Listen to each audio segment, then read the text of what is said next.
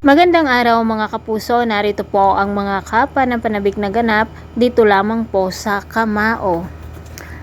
Nang makita ni Makmak itong si Lance na nagtatawag ng kanyang makakalaban sa pagboboxing at sinabi pa niya na puro daw bakla ang mga tauhan ni Alex, ay talaga namang hindi natakot si Makmak na makipaglaban dito kay Lance at nagpustahan nga sila. Sinabi ni Lance na kapag manalo siya ay iiwasan na niya si Chloe na kapatid nito.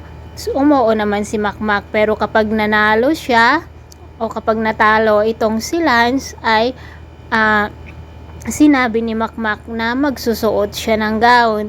At sa pagkakataong ito mga kapuso, ang hambog na si Lance ay natalo nga nitong si Makmak at galit na galit ang tatay ni Lance na si Kaloy at talaga namang pinagsusuntok niya ang kanyang anak at sinabi na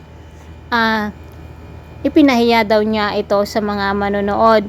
Buti na lang nandoon si Chloe na umawat dito sa kanilang daddy at sinabi nga ni Chloe na hindi naman formal ang paglalaban ni Makmak at Lance, kaya dito na nakapagpasya si Kaloy na talagang gusto niyang paglabanin si Makmak at Lance mga kapuso.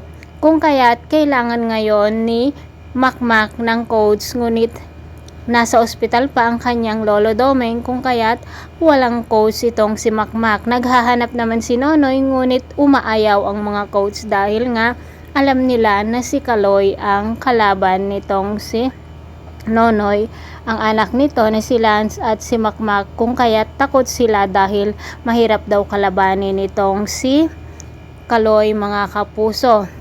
Nakapagpasya naman si Makmak na si Nonoy na lang na kanyang tatay ang magiging coach niya, lalo pa nang sinabi ni Chloe na ginagawa lahat ni Nonoy ang kanyang makakaya para suportahan itong si Makmak. At ang pagsuot ng gown ni Nonoy na binidyuhan ng kanyang kapatid na si Lance ay dahil daw kay Makmak iyon, kung kaya't nakapag-isip si Makmak na patawarin na ang kanyang ama na si Nonoy at siya na lamang ang kanyang magiging coach. O diba mga kapuso, lalong magiging magaling na boksingero itong si Makmak dahil nga isang sikat na boksingero si Nonoy noon. At talaga namang magigimbal na naman si Kaloy kapag malaman niya na si Nonoy mismo ang coach nitong si Makmak. Mga kapuso, pakabangan po natin ang bawat episode dito lamang po sa Kamao.